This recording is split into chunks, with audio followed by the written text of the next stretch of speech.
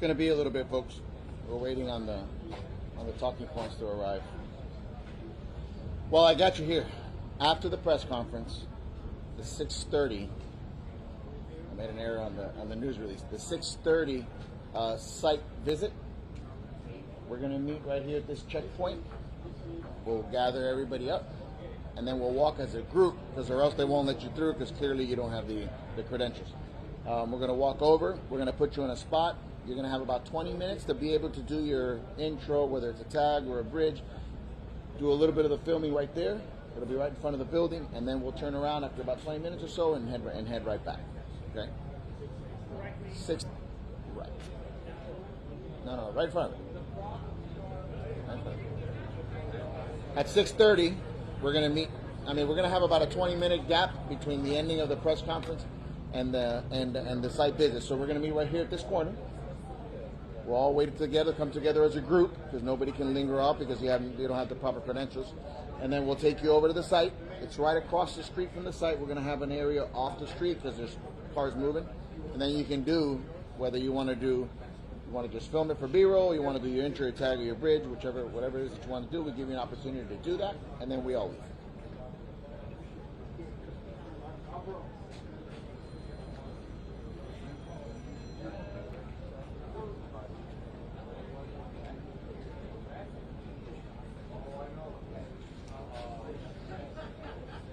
You guys are the best.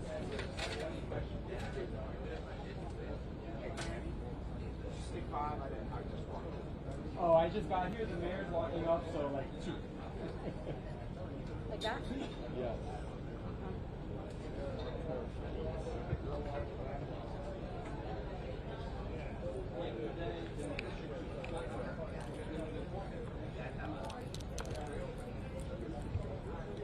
All right, everyone. We'll do one final mic check now that we have a podium. Mic check 1, 2, 3. Everyone good? Hey, it's about to start.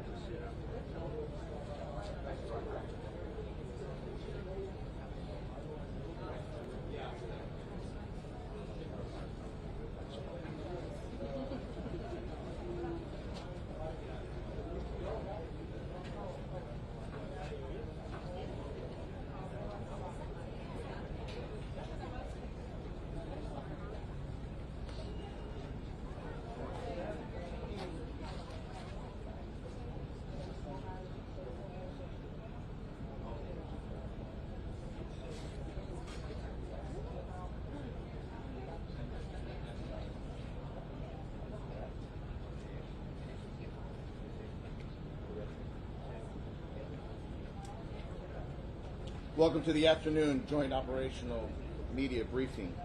I welcome to the podium Miami-Dade County Mayor Daniela Levine-Cava.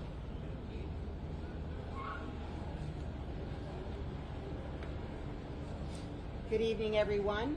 We're here approaching the end of day 13.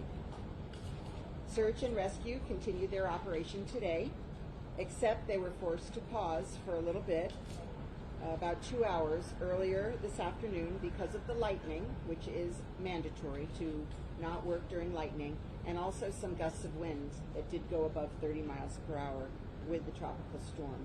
And this is to protect the safety of our first responders. They resumed as soon as it was safe to do so, and we have a meteorologist embedded in the team right with them on the mound to provide any weather updates to make sure that they are safe. And throughout the team's ongoing hard work today, despite the rain and the other adverse conditions, we have recovered 4 additional victims. The number of confirmed deaths is now 36, with 29 of those identified. 191 are accounted for, and now 109 reports of people who are potentially unaccounted for, which we are continuing to review. As I said earlier, this list includes many reports that were received with partial or incomplete information, sometimes only a name, sometimes no other identifying information, and not even a return phone number for us to follow up with the person who was reporting. Our detectives are working as hard as they can to follow up and verify each and every report so we can bring you and the world the most accurate information. I ask all of you around the world who are continuing to follow this story to please keep these victims and these families in your hearts and prayers. Our Family Assistance Center is continuing to provide a great array of resources. 25 or 6 agencies that are serving families are on site.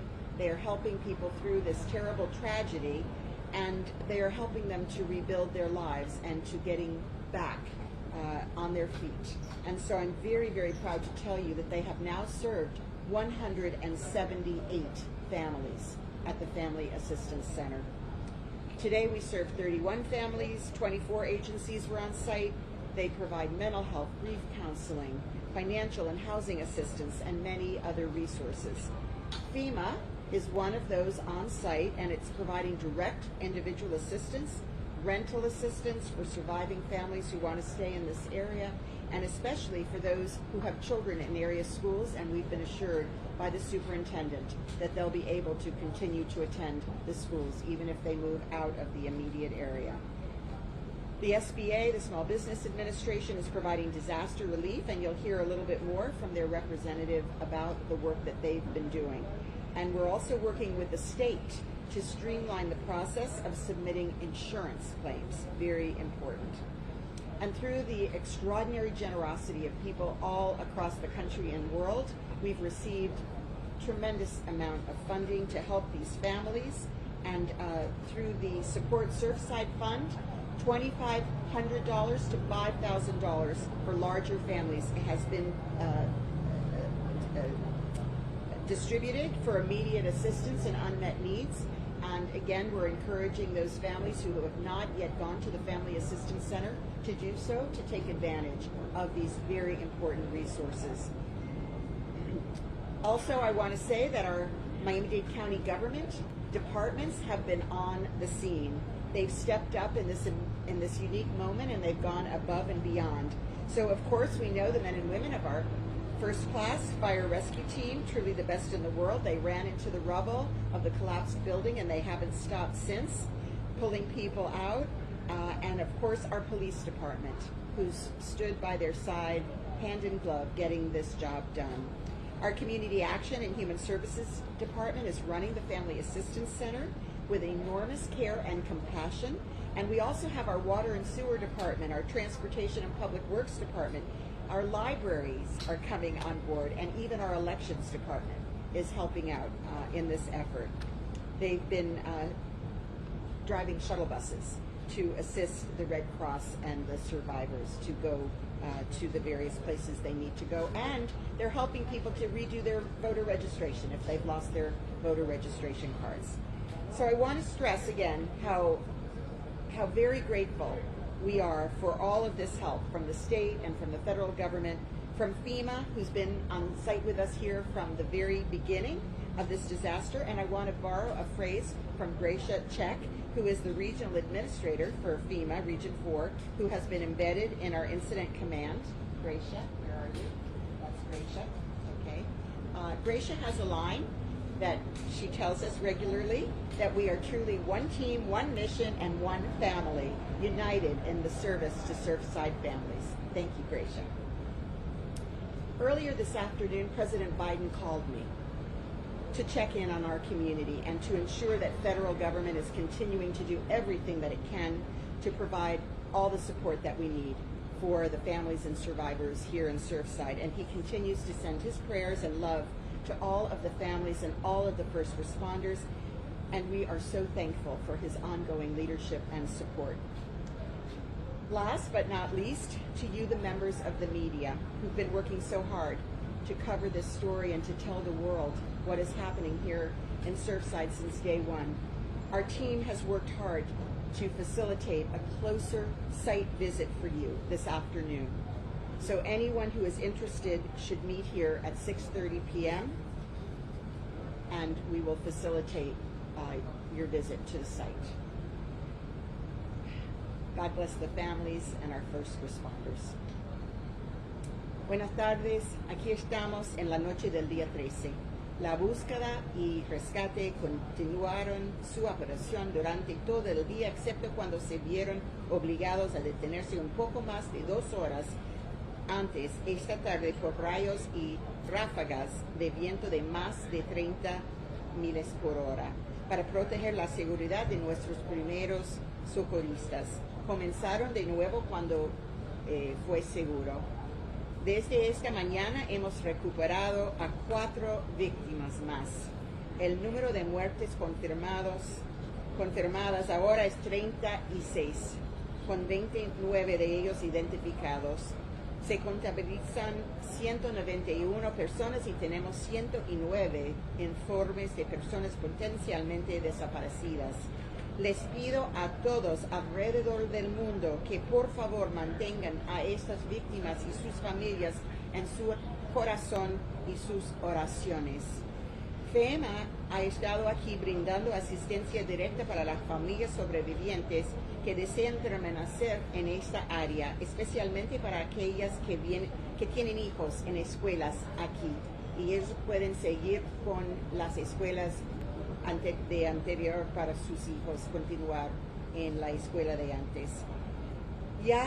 Y a través de los fondos que se han recaudado, el Fondo Support Surfside ya está distribuyendo tarjetas de regalo de $2,500 hasta $5,000 para familias numerosas para asistencia inmediata. Quiero enfatizar nuevamente lo agradecidos que estamos con el Estado y FEMA por estar aquí en el sitio con nosotros casi desde el comienzo de este desastre. Esta tarde el presidente Biden me llamó para ver cómo está nuestra comunidad y asegurarse de que el gobierno federal continúe brindando todo el apoyo que necesitamos. Continúa enviando sus oraciones y amor a todas las familias y a los socorristas. Estamos muy, muy agradecidos por el apoyo de nuestro presidente y su liderazgo.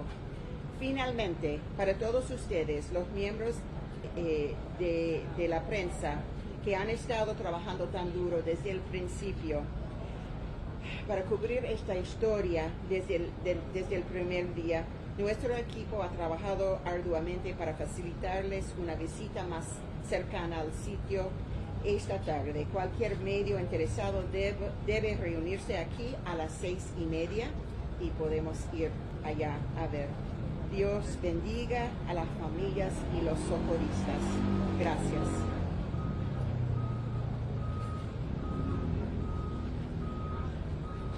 Thank you, Madam Mayor. Surfside Mayor Charles Burkett. Good evening.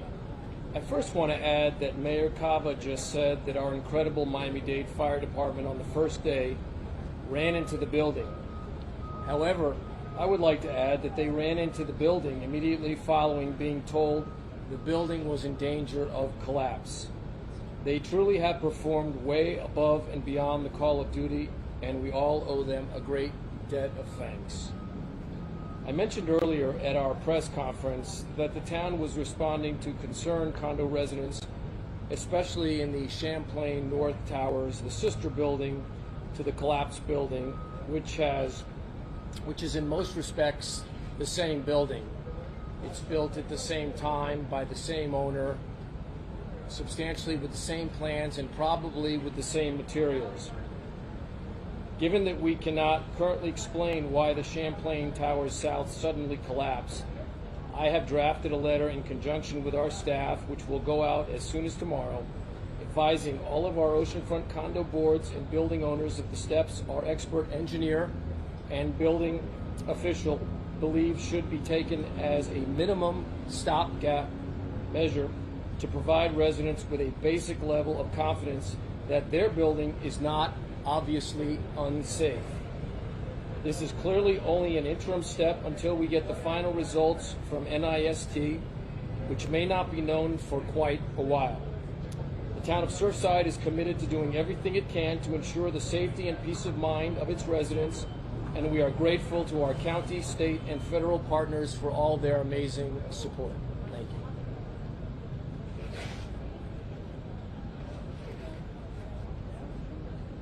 Thank you, Mr. Mayor. Representing the Small Business Administration, Roberto Bartolamo. Good evening, everyone. A few days ago, I spoke about how this is a whole community, whole of government approach, and I pointed out to the individuals behind me. And so it is a wide array of people, organizations, volunteers, you, the media, that are making possible the recovery for the families and individuals in our business community to be able to get back on their feet. And so it is important to acknowledge that this is not a one agency, one individual work. It is thanks to everyone coming together, again, the media and our partners, FEMA and the U.S. Small Business Administration, that we are providing those different avenues that recovery is made of. Recovery is not just one road. It is a set of avenues that every agency, every group, every individual involved in the assistance provides. And so from our end, I'll reiterate what I said yesterday, which is the Small Business Administration announced that yesterday we opened up a business recovery center located at 95th Street and Collins Avenue. We're operating out of a mobile unit that is located right next to the postal office in their parking lot. There, we have been able to assist businesses and individuals as well at the Family Assistance Center, where we have been since June the 30th. As of last night, we have received 41 applications. 13 of those 41 applications have been from small businesses in the area. 16 are homes, whether it is homeowners and or renters. And 12 of those 41 have applied for the economic injury loan, which is basically what helps our business community recover after a disaster. We're proud to say that this work has been, again, the combination of a wide array of organizations, and our team is there to provide help and hope as well for that road to recovery. Examples of a small business with a disaster-related economic losses includes, but is not limited to, owners of a rental property, restaurants, retailers, travel agencies, charter boats, hotels, daycare centers, wholesalers, and private nonprofit organizations.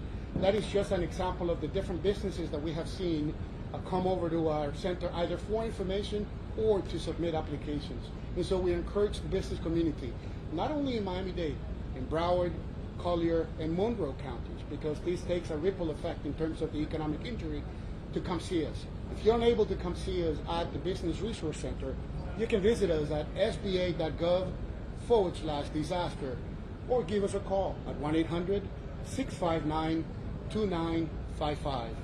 We're only a click or a phone call away to be able to provide assistance. Y ahora en español. El camino hacia la recuperación no es un camino solitario y es gracias a las distintas organizaciones que están envueltas en esta tarea que nuestra comunidad, nuestros negocios, nuestros dueños de casa e inquilinos están gradualmente embarcándose en ese camino hacia la recuperación. Esta es una tarea de muchas agencias, y hace unos días dije como era un compuesto entre agencias gubernamentales, agencias voluntarias, la prensa. Todo el mundo pone un granito de arena para poder ayudar a esa familia, a ese negocio, a ese dueño de casa o inquilino a empezar su camino hacia la recuperación. Pues bien, al día de hoy, la administración o la agencia para el desarrollo de pequeñas empresas está ahí, proveyendo una de esas avenidas para que el camino hacia la recuperación sea posible. Al día de hoy hemos recibido 41 aplicaciones, 13 de ellas han sido de pequeños negocios del área que ha sido directamente impactada, 16 de esas aplicaciones corresponden a dueños de casa o inquilinos, 12 de esas 41 aplicaron para el programa de recuperación económica, que es obviamente donde el impacto que los negociantes pequeños han visto en relación a esta tarea. Es muy importante entender que es solo a través de ustedes, de la prensa y de estas diferentes agencias, que nosotros podemos llevar ese mensaje y proveer esa esperanza y esa ayuda que tanto necesita la comunidad para recuperarse. Algunos ejemplos de los negocios pequeños que pueden pedir ayuda económica a la SBA, a la SBA, es negocios de propietarios, dueños de propiedades de alquiler, restaurantes, tiendas minoristas, agencias de viajes, barcos de alquiler, hoteles, guarderías, mayoristas y organizaciones sin fines de lucro. Es un pequeño ejemplo, mas no es todo el espectro de las agencias y los distintos negocios que hemos visto aplicar. les invitamos a que visiten sba.gov/desastre y emitan su aplicación. Si necesitan más ayuda o preguntas, pueden llamarnos al 1-800-659-2955 o visitarnos en el Centro de Recuperación Empresarial ubicado en la 95 y Collins. Ahí estamos en una casa móvil que está en el estacionamiento del correo que está ubicado en esa localización. Thank you. Gracias. Thank you, Mr. Baltodano. And I welcome to the podium our Creole translator, Leonel Letterboard.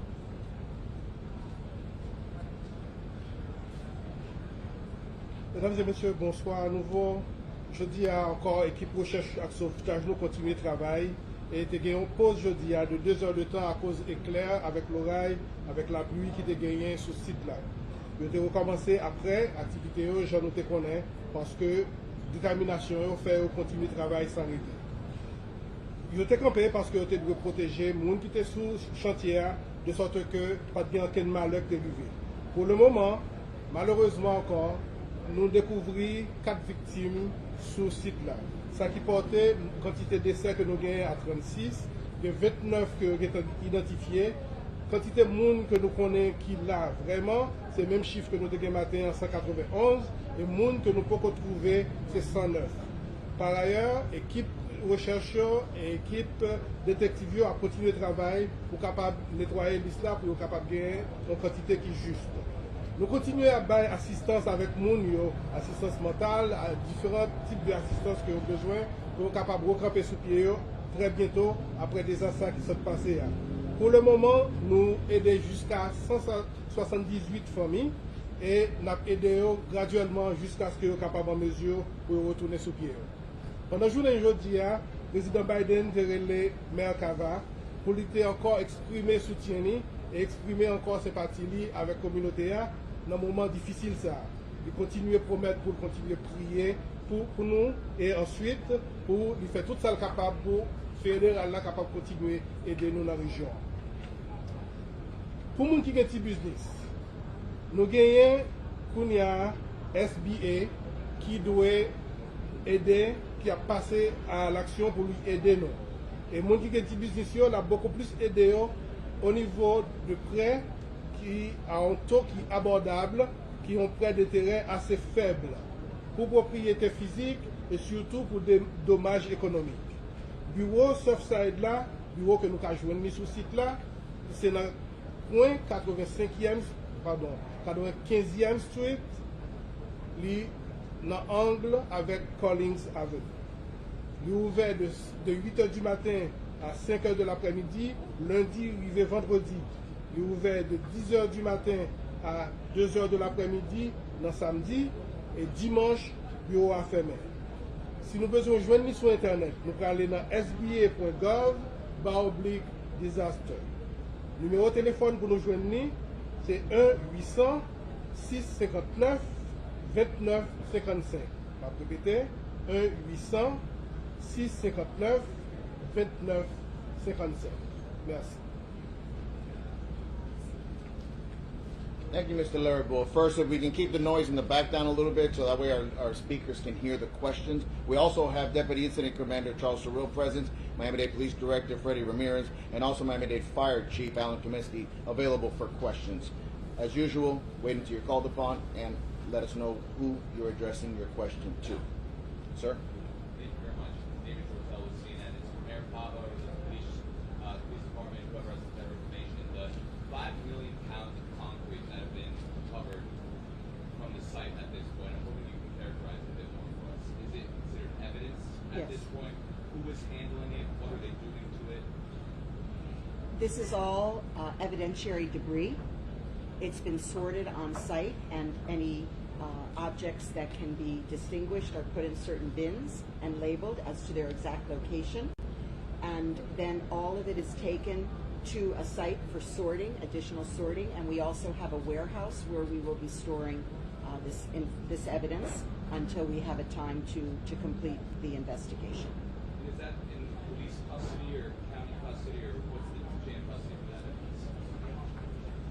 Yes, it's in the custody of the Miami-Dade Police Department, where we're securing the site and we are cataloging and documenting all evidence that's being sorted and brought to that site for future reviewing as the investigation progresses. Thank you very much. You're welcome. I'm right here. Hi, Julie Leonard at NBC6. For Chief Kaminsky, now that I believe, now that the building is out of the way after the demo, are more heavy machinery now involved, allowed in? Are you accessing places that you can't? How is the demo kind of helped move forward this search and rescue? Yeah. Yes, the demos made a significant impact in regards to allowing us to search those grids that we just weren't able to earlier. So the B1 half partial B2, that D1 partial D2, now we have access to. So we're aggressively delayering those areas and searching throughout. And just as far as like a rescue operation at this point, is there a goal to move forward as far as closure goes for those families? Is there an update as far as when there might be more of a recovery mission, or we're still, searching? Yeah, we're still searching at this time. We haven't clearly defined where we're going. Chief Kaminsky, thank you, Judy Block, ABC News. How many layers down or levels down are you going near where the remainder of the building was taken down? Like, how much does that open up, and how many stories down do you see when you get in there? Well, we're definitely delayering, 12 floors. So, that's what we're looking for. That's what we're going through. So as we continue that process, as I mentioned earlier in regards to our rescue search grids, all different area search grids we're at different levels right now. So definitely we're primarily focusing on those areas that we just had limited access, from the beginning and searching those. Does that give a renewed spirit for people now that you have a new area to gain access to? Yeah, spirits have always been moving, in a positive direction of what we're searching for, what our goal is. So definitely, with that hazard, being removed, it was a huge relief, definitely for myself as the chief. There's just so much going on. It's such a difficult situation, and as I stated all along, our efforts in regards to searching and finding loved ones, and also the protection of our first responders. Our Miami-Dade firefighters, all our task force from all over the country now. That's a huge concern, and the fact that has been eliminated, it definitely allows us to gain access where we need to. We're gonna go with Telemundo, followed by you, ma'am. I'm sorry, you need to. Tengo una pregunta para la señora alcaldesa y una para el jefe de la policía. Señora alcaldesa, usted decía que se han removido más de 4 millones de libras de concreto. Esto significa que toda la totalidad de la montaña de concreto en algún punto va a tener que ser removida en su totalidad. Estoy asumiéndolo bien. Y puedo hacerse una vez a ustedes, al jefe de la policía, es ¿por dónde están yendo todas esas partes? ¿Podrían constituirse en una evidencia dentro de esta investigación? ¿Cómo las están manejando? Sí, tenemos una área para poner toda esa evidencia y también la otra piedra y productos, lo que hay. Ahí vamos con los ingenieros y investigadores, estamos catalizando cada uno, poniendo marcas y guardando ahí para el futuro, para la investigación. Con esas áreas hay un warehouse, hay un lote que está asegurado por la policía de Miami-Dade, y nosotros estamos en cargo de investigar esa evidencia y mantenerlo y marcarlo.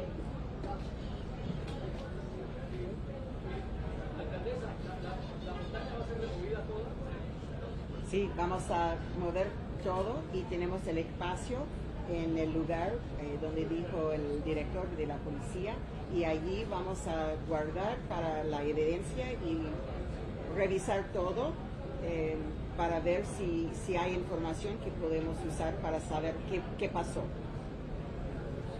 We're going to follow with you and you next. If I can get some quiet in the background, please. The speakers are having a difficult time listening. Question for the police director. I wanted to find out, how do we characterize this? It's a criminal investigation. You're sending information to the state attorney's office, and they subpoenaed people. How do we call that part of it? Right now, this is an active investigation. Our focus right now is recovering family members. That's where we're at right now. Our homicide detectives are embedded with the fire rescue personnel who are working hard. We're recovering victims, making notifications to the family. At the same time, we're collecting evidence with our partners, with NIST. Our state attorney's office is embedded with us as well. But right now, we're in a search and rescue mode. It's an active investigation, and we're focused right now. Our primary goal right now is to bring closure to the families. Ma'am, right here in the hat. Hi, I'm Veronica Saragomia with the Legal Line and a question for Chief Nancy. If you could please provide an update on your colleagues who had positive COVID cases, and then because you have people coming from other states and all, is there a sense of that station, like you have a discussion about that station? Well, we only had one, or a few, it was 6 total, which was from one of the Florida task force teams. That team has since left. We did test everyone within our compound of our Florida task force members throughout to make sure that there was no one that was negative. We also, or positive, I should say, sorry. We also do contact tracing and all those components. So right now, we don't have any other positive COVID within our area. All the federal teams that came through were also tested before, so they were all negative before they were even deployed. Over here, and final question in the corner. For all of the evidence that's being taken to the warehouse, obviously tons and tons of items, how's it working as far as the team there at the warehouse, access to the families to come there? I know it's active, but you have mass families wanting to come to that location, and are they being allowed to come to that location?